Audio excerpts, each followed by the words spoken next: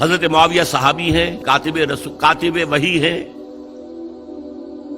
حضور کے برادر نسبتی ہیں، صالح ہیں، ام حبیبہ بہن ہے ان کی جو حضور کی زوجہ محترمہ ہیں، ان کا مقام بہت بلند ہے، لیکن ہم انہیں خلفائے راشدین میں شامل نہیں کرتے، اس لیے کہ ان کا جو خلافت کو اختیار کرنا یا حکومت اختیار کرنا یہ قبائلی عصبیت کی بنیاد پر تھا، باہمی مشورے کی بنیاد پر نہیں تھا۔ غلطی ہر ایک سے ہو سکتی ہے اور آپ رائے رکھ سکتے ہیں، لیکن کسی صحابی کی نیت پر حملہ نہیں کریں گے۔ صحابی کی نیت پر حملے کا مطلب کیا ہے کہ محمد صلی اللہ علیہ وسلم تزکیہ نفس نہیں کر پائے، یہ ریفلیکٹ کرے گی حضور کی اس پوری کی پوری جد و جہد پر کہ شخصیت سازی نہیں کر پائے محمد صلی اللہ علیہ وسلم، نہیں، معاذ اللہ ثم معاذ اللہ ثم معاذ اللہ۔ حضرت معاویہ نے خط لکھا، اور رومی کتے، اگر تو نے دارالاسلام پر حملہ کرنے کی جرت کی تو سن لے کہ علی کی طرف سے لڑنے والوں میں سب سے پہلے معاویہ ہوگا تیرے خلاف۔ حضرت علی کو انہوں نے شہید کیا جو ان کے ساتھی تھے خوارج۔ جنگ صفین میں حضرت معاویہ کے کہنے سے عمرو بن العاص رضی اللہ تعالیٰ عنہ نے قرآن مجید جو ہے نیزے پر اٹھا لیا کہ لڑائی بند کرو، قرآن کو حکم بنا لو، جو قرآن فیصلہ کر دے وہ ہم بھی قبول کریں، تم بھی کرو۔ حضرت علی کا خیال یہ تھا رضی اللہ تعالیٰ عنہ یہ چال ہے، اور انہوں نے روکا اپنے ساتھیوں کو، لیکن اکثر لوگوں نے کہا قرآن آ گیا بیچ میں، اب ہم کیسے ہتھیار چلائیں؟ اس میں میرا ذہن جاتا ہے ایک حدیث کی طرف، بڑی اہم حدیث ہے، اور اس کے راوی حضرت علی ہیں۔ حضرت علی فرماتے ہیں کہ حضور نے فرمایا انہا ستکون فتنۃ، ان قریب ایک بہت بڑا فتنہ رونما ہوگا۔ حضرت علی فرماتے ہیں میں نے عرض کیا مل مخرج منہا یا رسول اللہ، اس سے نکلنے کا راستہ کون سا ہوگا؟ فرمایا کتاب اللہ فیہ خبر ما قبلکم و نبأ ما بعدکم و حکم ما بینکم، اس قرآن میں تم سے پہلے لوگوں کی خبریں موجود ہیں، بعد آنے والوں کے حالات موجود ہیں، اور تمہارے درمیان جو اختلافات بھی پیدا ہوں گے ان کا حل موجود ہے۔ تو کیسے نہ مانتے ہیں مسلمان؟ قرآن کو حکم بنایا جا رہا۔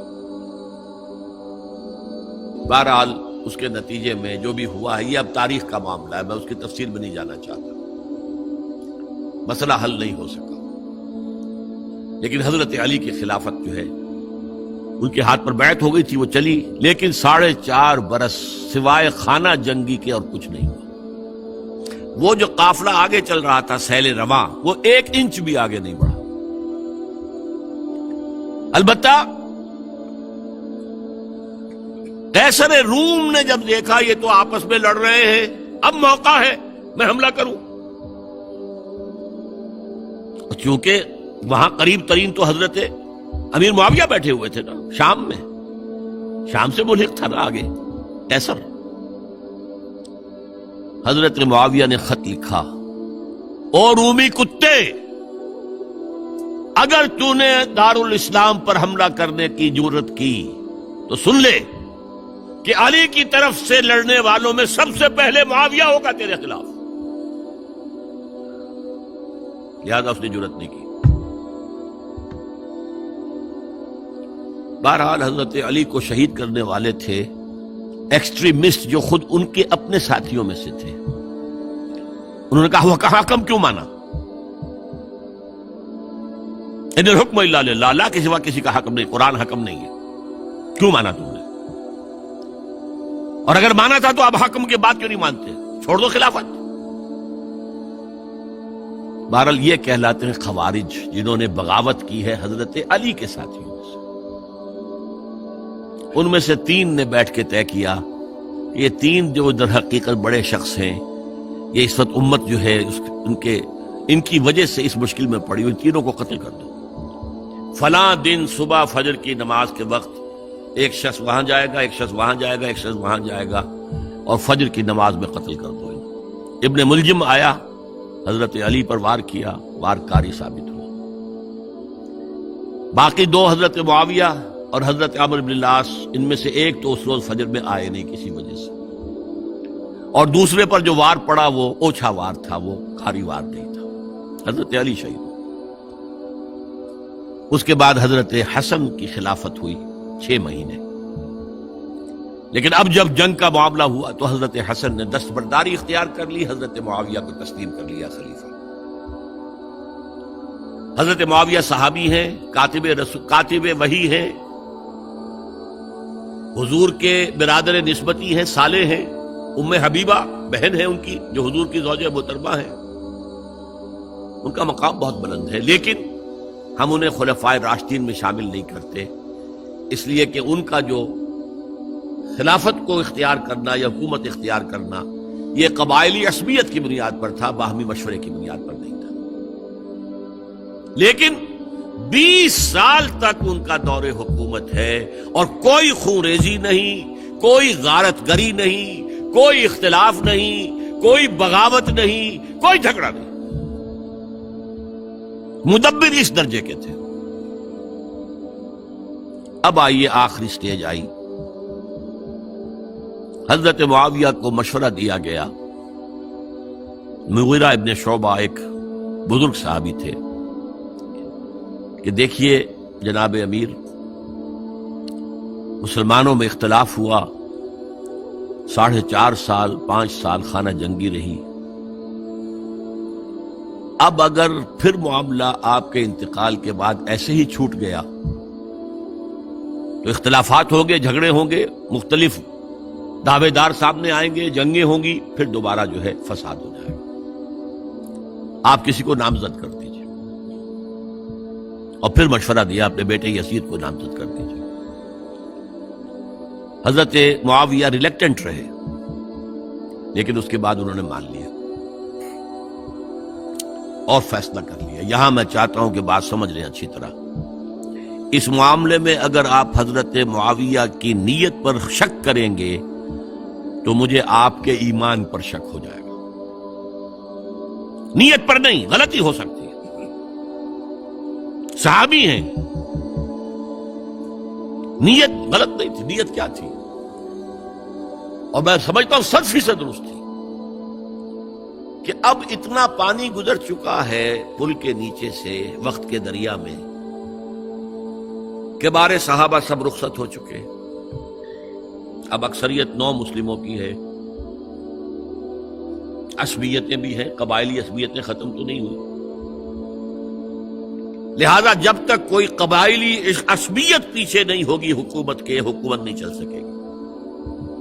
یہ ابن خلدون کا لفظ ہے، عصبیت، کوئی چیز جو جوڑے آپ کو۔ تو دینی عصبیت اب کمزور پڑ گئی ہے، اس لیے کہ حضور نے جن کو تربیت دی تھی وہ اب گئے، اکثر و بیشتر گئے۔ اب اگر ایسے ہی چھوڑ دیا گیا اور کوئی قبائلی عصبیت پشت پر نہ آئی تو پھر خانہ جنگی ہوگی، 5 سال تک ہوئی۔ اس بنا پر انہوں نے اسے صحیح سمجھا۔ آپ اختلاف کر سکتے ہیں، صحابہ کی رائے سے اختلاف ہو سکتا ہے، لیکن آپ ان کی نیت پر شک نہیں کر سکتے۔ بہرحال واقعہ کیا ہے تاریخی اعتبار سے کہ یہ 10ویں سال میں نامزد کر دیا یزید کو اپنے بعد خلیفہ کے لیے، ولی عہد۔ اس وقت تقریباً سب نے بات مان لی سوائے 5 افراد کے۔ وہ 5 افراد بہت اہم تھے، بہت اہم۔ ابو بکر اہم ترین آدمی تھے، ان کے بیٹے عبد الرحمن ابن ابو بکر۔ عمر نمبر 2 تھے، عبداللہ ابن عمر۔ زبیر عبداللہ ابن زبیر۔ عباس عبداللہ ابن عباس، اور حسین ابن علی۔ حضرت حسن کا انتقال ہو گیا تھا۔ اہل تشیع کا کہنا یہ کہ زہر دیا گیا، واللہ عالم، میں کچھ نہیں کہہ سکتا، میں کوئی تاریخ کا محقق اس معنی میں نہیں، میں موٹی موٹی باتیں جانتا ہوں۔ بہرحال انتقال ہو گیا تھا، 5 آدمیوں نے نہیں مانا، لیکن دیکھیے یہ تھی تدبر کی بات حضرت امیر معاویہ کی کوئی دباؤ نہیں ڈالا، کوئی جبر نہیں کیا، کوئی کسی کو نقصان نہیں پہنچایا کہ نہیں مان رہے تو یہ کر دیں، نہیں۔ دیکھیں گے جب وقت آئے گا۔ جب وقت آیا حضرت معاویہ کے انتقال کے بعد، اب ایک صاحب جا چکے تھے، حضرت عبد الرحمن ابن ابی بکر فوت ہو چکے، اب 4 رہ گئے، 3 عبادلہ، عبداللہ ابن عمر، عبداللہ ابن عباس، عبداللہ ابن زبیر، ایک حسین ابن علی رضی اللہ تعالی عنہم اجمعین۔ جب بیعت ہو گئی یزید کی تو اب ان کے درمیان اختلاف ہوا۔ یہ بات اچھی طرح سمجھ لیجئے، تاریخی حقائق، موٹے حقائق کو چھوڑ کر باریکیوں میں جب پڑھتے ہیں تو معاملہ غلط ہو جاتا ہے۔ موٹے حقائق کو سمجھیے، 2 ایک طرف ہو گئے، 2 ایک طرف ہو گئے۔ عبداللہ ابن عباس کی رائے ہوئی کہ اگرچہ یہ غلط کام ہوا ہے، یہ قیصر و کسریٰ کی سنت پر عمل ہو رہا ہے، لیکن یہ ایسی بڑی بات نہیں ہے کہ خون ریزی شروع کر دی جائے اور امن و امان ختم ہو جائے۔ یہی بات عبداللہ ابن عمر کی ہو گئی، یہ 2 تو ایک یکجا ہو گئے۔ مصلحت کہہ لیں جو بھی سمجھے، لیکن نیت پر حملہ نہیں کر سکیں گے آپ۔ دیانتاً انہوں نے یہ سمجھا کہ اب جب کہ ہو گیا معاملہ تو ٹھیک ہے۔ حرام مطلق تو کہیں نہیں لکھا ہوا قرآن کے اندر کہ بیٹا نہیں ہو سکتا، کہیں نہیں لکھا ہوا۔ بہرحال ان 2 کی رائے یہ ہوئی کہ اگرچہ کام غلط ہے لیکن اتنا غلط نہیں ہے کہ اس کو چیلنج کیا جائے اور اس سے جو ہے خانہ جنگی شروع ہو جائے اور فساد شروع ہو جائے۔ 2 کی رائے یہ ہوئی کہ نہیں، we have to challenge it come what میں۔ عبداللہ ابن زبیر، حسین ابن علی رضی اللہ تعالی عنہما یا عنہم، تو یہ 2 علیحدہ۔ ان 2 میں اب اختلاف ہوا۔ عبداللہ ابن زبیر کی رائے یہ تھی کہ یہی مقیم رہو مکے میں، حجاز میں، مکے اور مدینے میں، یہاں سے ریزسٹنس موومنٹ ہم شروع کریں گے، کیونکہ یزید کی خلافت تو دمشق میں تھی، بہت دور۔ حضرت حسین کو خطوط آ رہے تھے کوفے سے، کوفہ حضرت علی کا صدر مقام رہا تھا، اور جن سبائیوں نے فتنہ پیدا کیا تھا حضرت عثمان کے خلاف وہ بھی وہیں آباد تھے۔ انہوں نے خطوط کا تاغہ باندھ دیا، آپ آئیے ہم آپ سے بیعت کریں گے اور کھڑے ہوں گے اور مقابلہ کریں گے اور اس یزید کی حکومت ختم کریں گے۔ ڈاک کے تھیلے بھرے ہوئے حضرت حسین نے فیصلہ کیا کوفے جانے کا، بہت روکا۔ عبداللہ ابن عباس بہت ان سے بزرگ تھے عمر میں، اور ویسے بھی ایک اعتبار سے نانا تھے، ایک اعتبار سے پڑدادا تھے۔ حضرت عبداللہ ابن عباس حضور کے چچا زاد بھائی تھے تو نانا ہو گئے کہ نہیں؟ حضور نانا تھے کہ نہیں؟ اور حضور کے چچا تھے حضرت عباس، ان کے بیٹے ہیں یہ۔ تو اس اعتبار سے حضرت علی رضی اللہ تعالیٰ عنہ کے کیا ہو گئے؟ چچا۔ بہرحال میں کچھ گڑبڑ کر رہا ہوں اس وقت۔ وہ دوڑتے جا رہے تھے کہ حسین خدا کے لیے مت جاؤ، خدا کے لیے مت جاؤ، یہ کوفی تمہارا ساتھ نہیں دیں گے، الکوفی لا یوفی، کوفی وفا نہیں کرتا وعدہ، اور خدا کے لیے اگر جانا ہے اپنے گھر والوں کو یہاں چھوڑ دو۔ بس حضرت حسین پر رضی اللہ تعالی عنہ جو ایک کیفیت تھی، انہوں نے سب باتوں کو نظر انداز کیا۔ وہاں ہزاروں لوگوں نے مسلم بن عقیل جو حضرت حسین کے نمائندے کی حیثیت سے پہلے گئے تھے، ان کے ہاتھوں پر بیعت کیا، وہ خطوط آ رہے تو اور بھی بات پختہ ہو گئی۔ ابھی راستے ہی میں تھے کہ پتہ چلا کہ ابن سیاد گورنر بن کر آیا ہے، اور اس نے جو وہاں پر تشدد کیا ہے اور ڈنڈا برسایا ہے، سب بیعت توڑ کے گھروں میں چھپ گئے، اور مسلم بن عقیل جو ہیں وہ بے یار و مددگار شہید بھی کر دیے گئے۔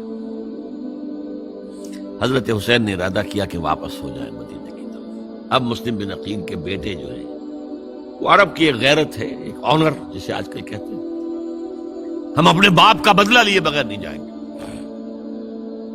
اور حضرت حسین کی شرافت اور مروت، یہ لوگ میرے ساتھ آئے تھے نا، میرا ساتھ دے رہے تھے، اب میں ان کا ساتھ کیسے چھوڑوں؟ بہرحال وہ حادثہ فاجعہ ہو کر رہا، اور اس میں سب سے بڑا سبب جو بنا ہے وہ میں چاہتا ہوں جس کی طرف کسی کی نگاہ نہیں گئی۔ افسوس یہ ہے کہ میرا اس پر جو کتابچہ ہے سانحہ کربلا وہ آؤٹ آف پرنٹ تھا، کوشش تھی کہ آج یہاں وہ پیش کیا جاتا، مختصر ترین، لیکن آپ دیکھیں گے کہ کلیئر ہو جاتی ہے ہسٹری۔ دو کتابچے ہیں، شہید مظلوم، میرے نزدیک مظلوم ترین شہید حضرت عثمان رضی اللہ تعالی عنہ، اور سانحہ کربلا، بہت بڑا سانحہ، اس میں کوئی شک نہیں۔